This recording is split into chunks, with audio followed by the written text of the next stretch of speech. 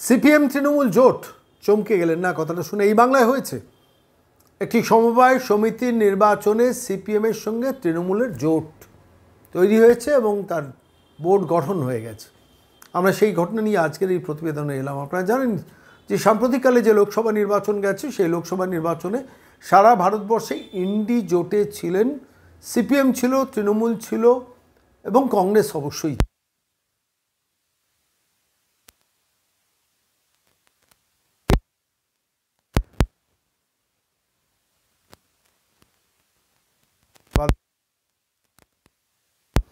ঠিক তারপর যে 6টা উপনির্বাচন এলো সেই উপনির্বাচনে সিপিএম আবার কংগ্রেসের সঙ্গে জোট বাঁধলো না, আইএসএফের সঙ্গে জোট বাঁধলো এবং নকশালপন্থীদের সঙ্গে জোট বাঁধলো, যে নকশালপন্থীরা বেসিক্যালি তৃণমূলপন্থী নকশাল এই পশ্চিমবঙ্গে।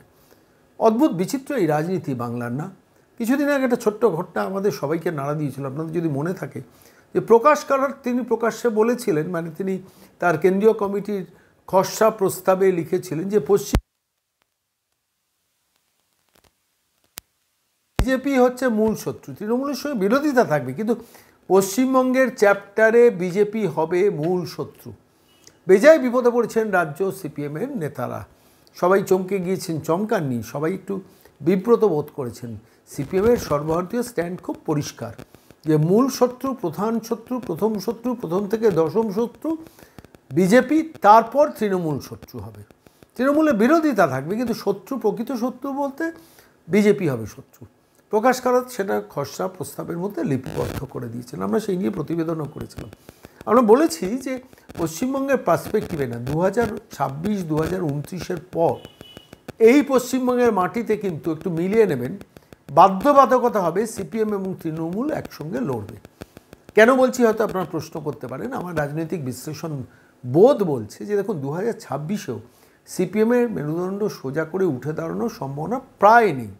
তারা চেষ্টা করছেন, তারা লড়াই করছেন, তারা সিপিএমের ভোট ব্যাঙ্কটাকে কনসলিডেট করার চেষ্টা করছেন, কিন্তু প্রকৃত তৃণমূল বিরোধিতার জায়গাটায় বসে আছে বিজেপি। 2026-এও সেই জায়গাটা বিজেপির সঙ্গে টক্কর হবে তৃণমূল কংগ্রেসের, তৃতীয় শক্তি সিপিএম থাকবে এবং সিপিএম শূন্যে থাকবে না মহাশূন্যে থাকবে না 10-15টা সিট জিতবে, সেটা নিয়ে তর্ক বিতর্ক চলতে পারে। সিপিএমের যারা নেতা রাজ্য স্তরের তাঁরাও জানেন 2026-এ খুব বেশি কিছু আশা করা যায় না, কয়েকটি আসনে যাতে ফর্মিডেবল একটা লড়াই দেওয়া যায় সেই চেষ্টা করবে, কিন্তু হাত কার ধরবে এটা নিয়ে তো বিস্তর প্রশ্ন। যদি আপনি কোনো রাজ্যে সিপিএম নেতাদের বলেন যে আপনারা এবার হাতটা ধরে ফেলুন তৃণমূলে, গেল রাব যাবে, কিন্তু তৃণমূল একটা চোরেদের দল বেসিক্যালি, সেই চোরেদের দলের সঙ্গে সিপিএম হাত মেলাবে? প্রশ্নটা হচ্ছে নৈব চ যেমন উত্তর, তেমনি আবার এটাও উত্তর, এটাও প্রশ্ন যে ইন্ডি জোটে তাহলে কী করে তৃণমূল নেত্রীর পাশে আপনারা বসে থাকেন? আমরা তো দেখেছি ইন্ডি জোটে যতগুলো বৈঠক সাম্প্রতিককালে হয়েছিল তখন সীতারাম ইয়েচুরি বেঁচেছিলেন, সেই সীতারাম ইয়েচুরির পাশে রাহুল গান্ধীর পাশে মমতা বন্দ্যোপাধ্যায় বসেছিলেন। ফলত সেখানে আপনি জোট বাঁধবেন, পশ্চিমবঙ্গের মাটিতে বিরোধিতা করবেন, এটা তো মানুষ ভালো চোখে দেখে না। ফলত বোঝেন যে প্রকারান্তরে বামেদের সঙ্গে তৃণমূলের একটা আন্ডারগ্রাউন্ড অ্যাডজাস্টমেন্ট থাকবে, সক্ষতা না হোক অ্যাডজাস্টমেন্ট থাকবে। এই যে ধরুন নৈহাটিতে নকশালপন্থী প্রার্থীকে আসনটা ছেড়ে দেওয়া, নকশালপন্থীদের সঙ্গে তৃণমূলের খুব একটা গোপন এজেন্ডা আছে, সেটিং আছে, আন্ডারস্ট্যান্ডিং আছে, সবাই জানে। সেখানে সিপিএম না দিয়ে নকশালপন্থীদের দিলেন। কোন নকশালপন্থী? যারা দীপঙ্কর ভট্টাচার্য প্রো তৃণমূল হিসেবে পশ্চিমবঙ্গে এস্টাবলিশড। তারা হ্যাঁ তৃণমূল কিছু অন্যায় করে কিন্তু ঠিক আছে, বিজেপি বিরোধিতার মূল শক্তি তো। এবং এই দীপঙ্কর ভট্টাচার্যরা বামফ্রন্টকে আগামী দিনে নিয়ে আসতে চেষ্টা করবেন সরাসরি তৃণমূলের ফোল্ডের মধ্যে, সেটাই কিন্তু ভবিষ্যৎ। আজকে প্রেডিক্ট করে রাখলাম, সেটা তো ভবিষ্যৎ নিয়ে পর্যালোচনা। কিন্তু বর্তমানে একটি ছোট্ট কাহিনী আপনাদের বলবো, যেটা নিয়ে আজকে হেডলাইন করেছি।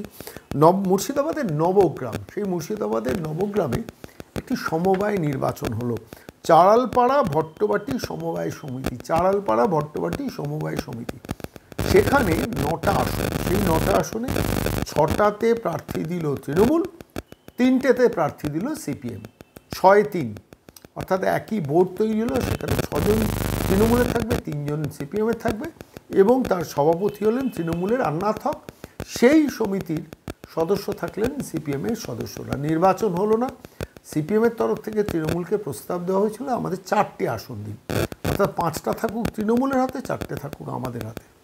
তৃণমূল তাতে রাজি হয়নি। তৃণমূল বলেছে আমরা 6 জনকে দেবো, সিপিএম 3, সিপিএমকে প্রস্তাব দেওয়া হয়, সিপিএম তাতেই মেনে নেয়।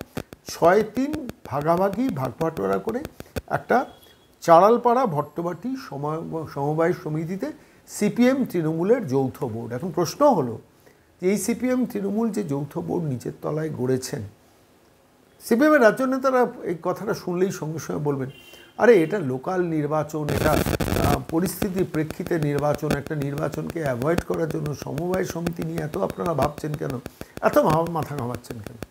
এটাই তো 2029 মডেল।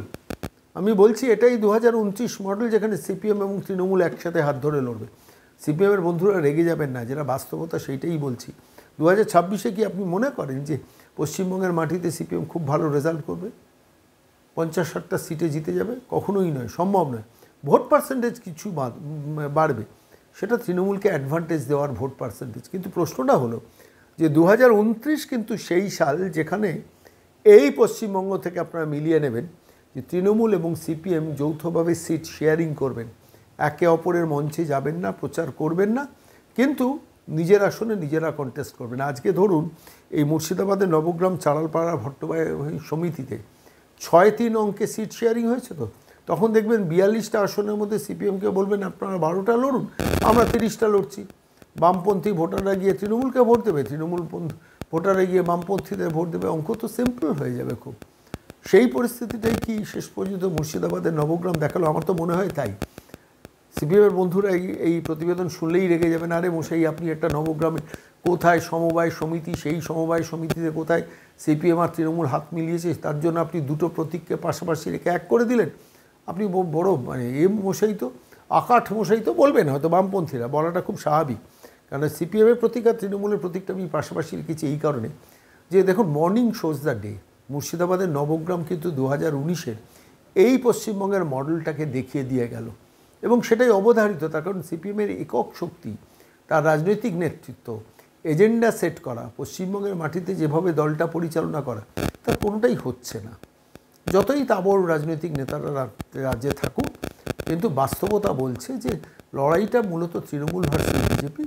তৃতীয় শক্তি হিসেবে সিপিএম বা বামপন্থীরা থাকবেন, কিন্তু সেই তৃতীয় শক্তি হিসেবে বামপন্থীরা থাকতে গেলে যে স্টাইলে রাজনীতিতে অপারেট করতে হবে, তার কোনোটাই তারা অপারেট করেন না, করতে পারবেন না, করা সম্ভব নয়।